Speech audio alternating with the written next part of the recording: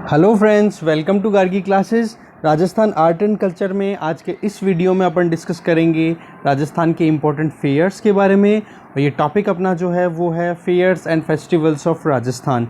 ये फेयर्स का पार्ट 1 रहेगा। सब्सीक्वेंट जो भी आने वाले वीडियोज़ होंगे तो उनमें 1 या 2 वीडियोज़ में फेयर्स कवर कर लेंगे, फिर फेस्टिवल्स कवर कर लेंगे। ऐसे करते करते एक एक छोटे छोटे स्टेप बाय स्टेप लेके अपन कंप्लीट कर देंगे राजस्थान आर्ट एंड कल्चर को। ठीक है, अभी तक चैनल को आपने सब्सक्राइब नहीं किया है तो प्लीज़ सब्सक्राइब कर लो और बेल आइकन ज़रूर प्रेस कर लो, जिससे कि आपको लेटेस्ट वीडियोस के नोटिफिकेशन मिल जाएं। करंट अफेयर्स वीकली आपको मिल जाता है, जो कि संडे को लगभग 10 से 11 बजे के बीच में या 12 बजे तक मैक्सिमम आपको पूरे वीक का कंपाइलेशन मिल जाता है। 1 घंटे के अंदर अंदर रिवीजन हो जाता है, एकदम स्पीड से मैं करवाता हूँ। उसकी पीडीएफ भी आपको नेक्स्ट डे टेलीग्राम चैनल पे मिल जाती है। एडिटोरियल डिस्कशन डेली बेसिस पे आ रहा है, मंडे टू सैटरडे। ठीक है, वो आपको मिल जाता है, उसकी पीडीएफ भी टेलीग्राम चैनल पे आपको मिल जाती है। और राजस्थान आर्ट एंड कल्चर या फिर कोई भी अगर कोर्स चल रहा है तो उससे रिलेटेड भी कुछ सेगमेंट्स में पीडीएफ आपको मिल जाती है on the spot Telegram channel पे ही। बट आपके लिए एक इम्पॉर्टेंट इन्फॉर्मेशन यहाँ पे मैं ये देना चाह रहा हूँ कि राजस्थान ज्योग्राफी, जिसमें केवल सेंसस वाला पार्ट बाकी है, उसके अलावा राजस्थान ज्योग्राफी फुल्ली कंप्लीट कर दी गई है। उसके नोट्स अगर आपको चाहिए हैं तो आप माइन्यूट सा कंट्रीब्यूशन वो कर सकते हो, जिसके बेसिस पे आपको ईमेल करना उस कंट्रीब्यूशन की स्क्रीनशॉट लेकर के, और वो आपको मेल करना है gargiclasses.edu@gmail.com पे। ठीक है, जो कि डिस्क्रिप्शन बॉक्स में गिवन है ना मेल आईडी, उस पर आप भेज सकते हो। फिर उसके 12 घंटे के अंदर अंदर आपको पीडीएफ मिल जाएगी आपकी मेल आईडी पे रिवर्ट के फॉर्म में।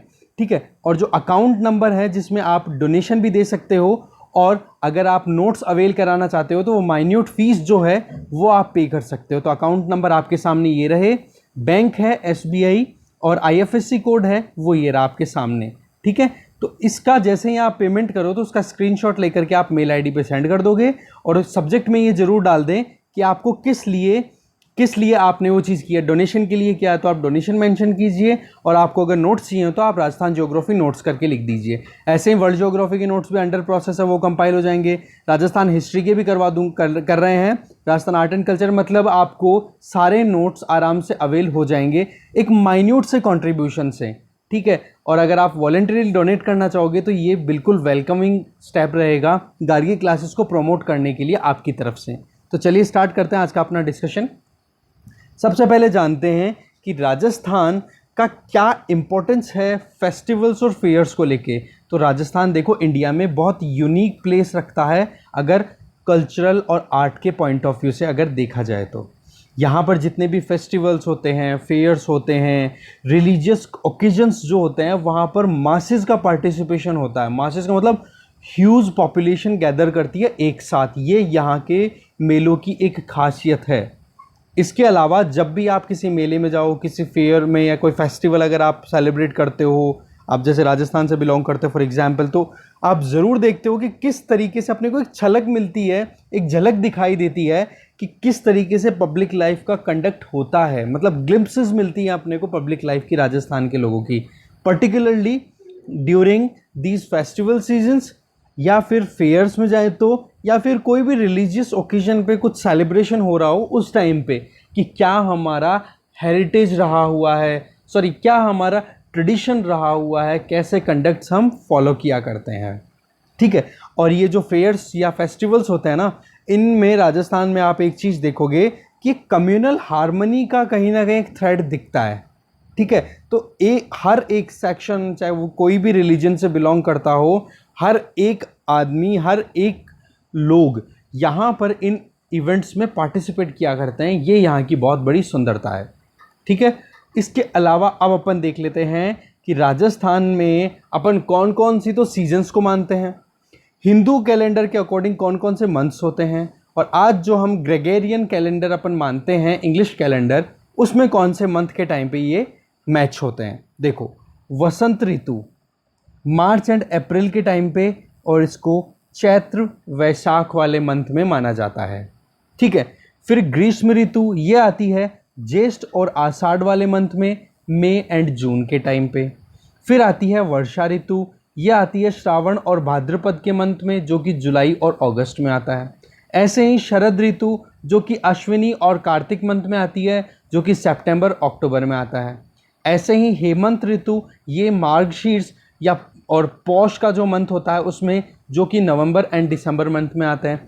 ऐसे ही शिशिरा ये माघ फाल्गुन मंथ में आती है, जो कि जनवरी फरवरी मंथ में होती है। तो इस तरीके से 6 ऋतुएं, 12 महीने होते हैं हिंदू कैलेंडर के अकॉर्डिंग और 12 महीने ही होते हैं इंग्लिश कैलेंडर के अकॉर्डिंग। तो ये आप मैंने जानने की कोशिश की। तो ये सीक्वेंस आप 4 से 5 बार रिवाइज करोगे, देखोगे आराम से याद हो जाएगा, कोई प्रॉब्लम नहीं है। अब देख लेते हैं राजस्थान में कौन कौन से इंपॉर्टेंट फेयर्स ऑर्गेनाइज होते हैं। सबसे पहला है पुष्कर फेयर। ये अजमेर सिटी से 11 किलोमीटर दूर एक टाउन है पुष्कर, जिसके बारे में अपन ऑलरेडी पुष्कर लेक के बारे में राजस्थान ज्योग्राफी में पढ़ चुके हैं। ये एक हिंदूज़ के लिए इम्पोर्टेंट पिलग्रिमेज है, तीर्थ स्थल है इम्पोर्टेंट, जहाँ पर एक बिग कैटल फेयर बढ़ता है, मतलब बड़ा पशुओं का मेला बढ़ता है। और कब? कार्तिक शुक्ल एकादशी। एकादशी मतलब 11th, 11वां दिन। शुक्ल का मतलब होता है जब आप मंथ को 2 फोर्टनाइट्स में डिवाइड करो, ठीक है। फॉर एग्जाम्पल फर्स्ट फोर्टनाइट और सेकंड फोर्टनाइट, तो 15 डेज फर्स्ट के, 15 डेज ही सेकंड के। तो फर्स्ट फोर्टनाइट होती है वो शुरू होती है एकम से लेके और वो चलती है लगभग अमावस्या तक। कब तक? एकम से लेके अमावस्या तक। तो इसको तो बोल देते हैं कृष्ण पक्ष। क्या बोल देते हैं? कृष्ण पक्ष। अमावस्या मतलब काला, ठीक है, कृष्ण सांवला काला, समझ गए। दूसरी तरफ आप देखोगे तो सेकंड जो फोर्टनाइट होता है 15 दिन का, वो होता है शुक्ल पक्ष, ठीक है। उसमें आप देखोगे शुक्ल पक्ष में तो उतरता हुआ मंथ, दैट मीन्स अमावस्या से आप आगे जाओगे तो पूर्णिमा तक। तो कहने का मतलब एक महीने में हर 15 दिन से एक इंपॉर्टेंट डे आता है। एक तो होता है पहले 15 दिन खत्म होते ही तो आता है अमावस्या रात, अंधेरी रात, और फिर बाद में 15 दिन खत्म होते ही जब मंथ कंप्लीट हो जाता है तब आती है पूर्णिमा। तो ऐसे करके एकम से लेके अमावस्या का जो शुरुआती महीने का, मतलब महीने का फर्स्ट जो फोर्टनाइट है उसको बोल देते हैं कृष्ण पक्ष, ठीक है। और दूसरा जो पार्ट होता है जिसमें एकम से लेकर के आप जाते हो पूर्णिमा तक, वो होता है कौन सा? शुक्ल पक्ष। और पूर्णिमा के बाद में नेक्स्ट मंथ शुरू हो जाता है। ओके, इस तरीके से हिंदू कैलेंडर काम करता है। तो इस तरीके से कार्तिक में शुक्ल पक्ष, दैट मीन्स उतरता हुआ, मतलब सेकंड फोर्टनाइट में जो 11वां दिन होता है ना एकादशी का, उससे लेकर के और पूर्णिमा तक ये फेस्टिवल ऑर्गेनाइज होता है हर साल। कहाँ पर? पुष्कर में, ठीक है। यहाँ पर दीपदान का एक ट्रेडिशन होता है जिसकी बहुत ही इंपॉर्टेंट सिग्निफिकेंस है, बहुत ही सिग्निफिकेंट एक्टिविटी होती है, जिसको हम पौराणिक जो कथाएं हैं, माइथोलॉजिकल जो भी डिटेल्स मिलती है उससे अपन ड्रॉ कर सकते हैं। Next is Kaila Devi fair. ये कैला देवी टेम्पल जो कि त्रिकुट माउंटेन करौली डिस्ट्रिक्ट में लोकेटेड है, उसकी वैली रीजन में कैला देवी का मंदिर है। कहाँ पर? रिवर काली सिंध। काली सिंध का मतलब ये नहीं है कि केवल एक ही रिवर है चंबल की तरफ, जो है चंबल का जो ड्रेनेज सिस्टम है, कहीं कंफ्यूज मत हो जाना आप। काली सिंध इधर भी है। तो काली सिंध के किनारे पर ही ये मंदिर बना हुआ है त्रिकुट माउंटेन की घाटी में, वैली में। ये करौली डिस्ट्रिक्ट हेडक्वार्टर से 24 किलोमीटर है। इस मेले को लक्खी मेला भी बोला जाता है। लक्खी का मतलब लैक, लैक का मतलब 1 लाख से ज़्यादा लोगों की gathering, that means huge gathering होती है यहाँ पर। इसके अलावा ये कब ऑर्गेनाइज होता है? वो मंथ होता है चैत्र। चैत्र में कृष्ण जो फर्स्ट पार्ट होता है ना, कृष्ण है ना, कृष्ण पक्ष की अष्टमी से लेके शुक्ल पक्ष की अष्टमी तक। ओके, कृष्ण पक्ष की अष्टमी से लेकर के शुक्ल पक्ष की अष्टमी तक, दैट मीन्स अमावस्या बीच में आ गई। ओके, और कैला देवी जो है वो कुल देवी रही है, फेवर्ड डेटी रही हुई है यदुवंशी, जो जिन्होंने रूल किया, जो रॉयल फैमिली थी करौली की, उनकी। यहाँ पर एक फेमस डांस परफॉर्म किया जाता है, उसको बोला जाता है लंगूरिया डांस। क्या बोला जाता है? लंगूरिया डांस। उस लंगूरिया डांस में जो मैरिड वुमेन होती है ना, वो पार्टिसिपेट करती है ये सोच के कि ये बहुत शुभ होता है इस फेयर में, इस डांस में पार्टिसिपेट करना। और इस फेयर में एक बड़ा कैटल फेयर भी ऑर्गेनाइज होता है। ओके, इसके अलावा आप देख लेते हैं नेक्स्ट गणेश फेयर। गणेश चतुर्थी जो कि भाद्रपद शुक्ल मतलब सेकंड पार्ट हो गया, उसकी चौथे दिन चतुर्थी को ये मेला ऑर्गेनाइज होता है रणथंभौर सवाई माधोपुर में। ठीक है, हमारे यहाँ पर राजस्थान में क्या ट्रेडिशन है, एक ये ट्रेडिशनल प्रेवलेंस है कि जब भी कोई शादी होती है तो सबसे पहली जो कुमकुम पत्रिका होती है ना, शादी का कार्ड, वेडिंग कार्ड, वो सबसे पहला गणेश जी के रणथंबोर टेम्पल पहुँचाया जाता है। ठीक है, ये बहुत इंपॉर्टेंट सिग्निफिकेंस अपन यहाँ पे देख सकते हैं। गणेश जी का मंदिर कहाँ पर है? रणथंबोर फोर्ट में। अगर आप कभी जाना हो रणथंबोर तो आप ज़रूर देखना। Next is Mahavir fair.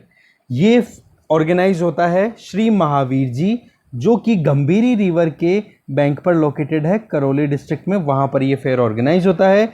ये चैत्र की शुक्ल 13 से वैशाख की कृष्ण प्रतिपदा तक ये चलता है। ठीक है, चैत्र शुक्ला 13 से ये वैशाख कृष्ण पक्ष की प्रतिपदा तक ये चलता है। और ये वर्ल्ड में और इंडिया में जितने भी पिलग्रिम्स हैं, जैनिज़्म को जो फॉलो करते हैं, उन लोगों के लिए बहुत इंपॉर्टेंट डेस्टिनेशन है ये फेयर का ऑर्गेनाइज होना, महावीर जी यहाँ पर। ठीक है, ये अभी जैसे जैसे टाइम बीता तो मीणाज के लिए, गुर्जरों के लिए, अहिर्स के लिए, जैन्स के लिए ये एक वर्शिपिंग प्लेस के तौर पे उभर के आया है। ऐसे ही नेक्स्ट जो इम्पोर्टेंट फेयर है that is Rani Sati fair. ये झुंझुनू में है ये मंदिर, वहाँ पर ये फेस्टिवल या फेयर ऑर्गेनाइज होता है। हर साल भाद्रपद मंथ में ये ऑर्गेनाइज होता है।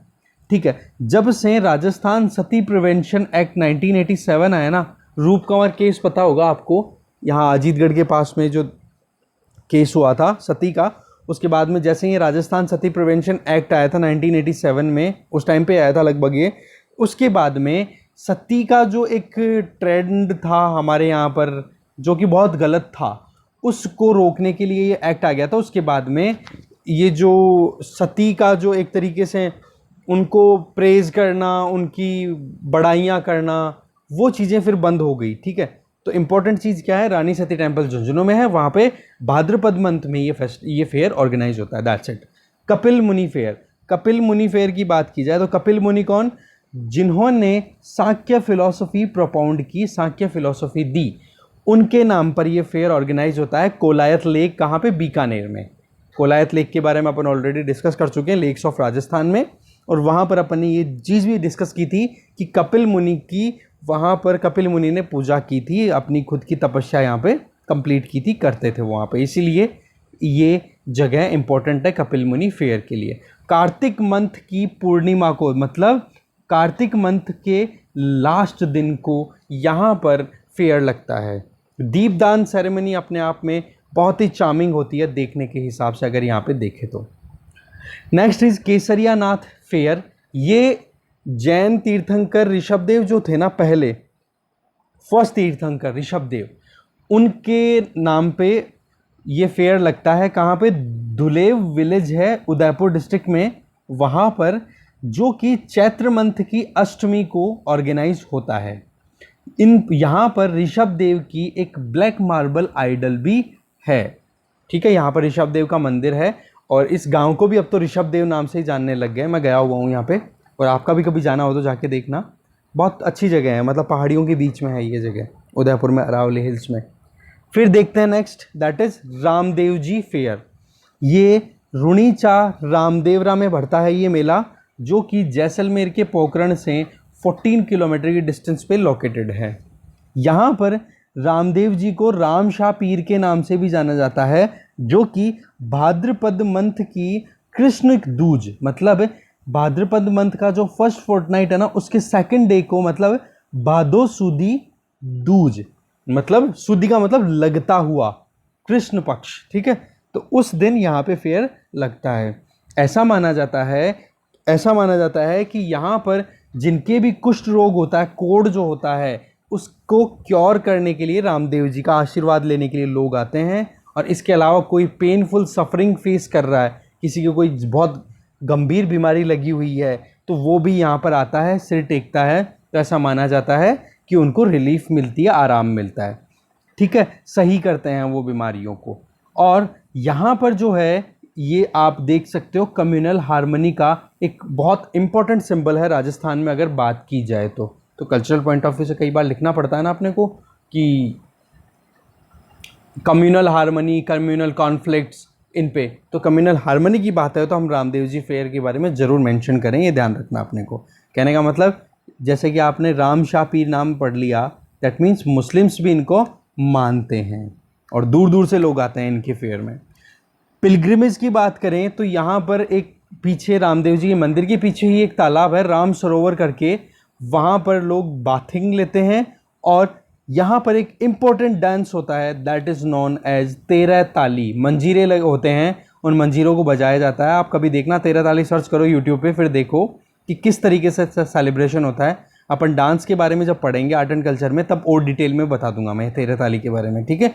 तो तेरह ताली dance, Ramdev ji fair, Runicha Ramdevra, that's it.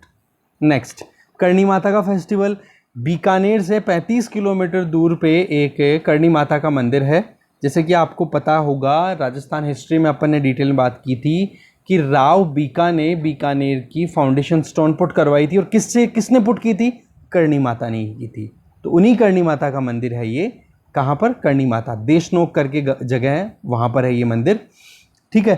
तो और अपन ने हाईवेज की बात की थी तो वहाँ पर भी देशनोक मैंने बताया था आपको। तो इस मंदिर को चूहों का मंदिर भी बोला जाता है और करणी माता को चूहों की देवी भी बोली जाती है। अच्छा, यहाँ पे रेट्स जो वर्ड आ रहा है ना, वहाँ पे थोड़ा सा सवाल आ रहा है, अगर आप बता सको तो बताना, देखें कमेंट बॉक्स में। RATS कैपिटल में लिख रहा हूँ मैं, ये ऑर्गेनाइजेशन क्या है बताना आप मुझे ये, ठीक है। RATS ये एक ऑर्गेनाइजेशन भी है। खैर अपन तो रेट्स चूहों की बात करते हैं, वापस आ जाते हैं। ये एक टेम्पल है, सॉरी करणी माता का टेम्पल है, तो टेम्पल ऑफ रेट्स भी बोला जाता है। यहाँ पर साल में 2 बार मेले भरते हैं, एक तो चैत्र मंथ में और दूसरा अश्विन के मंथ में, ये ध्यान रखना आपने को। ऐसे ही महाशिवरात्रि कैटल फेयर कहाँ बढ़ता है, ये एक इंपॉर्टेंट फैक्ट कई बार पूछ लिया जाता है एग्जाम में, तो सवाई माधोपुर डिस्ट्रिक्ट में ये भरा जाता है। ऐसे ही जंभेश्वर फेयर, ये फेयर भरा जाता है, मुकाम गांव है, नोखा तहसील बीकानेर में, वहां पर ये लगाया जाता है मेला। और जंबो जी या जंबेश्वर जी कौन थे?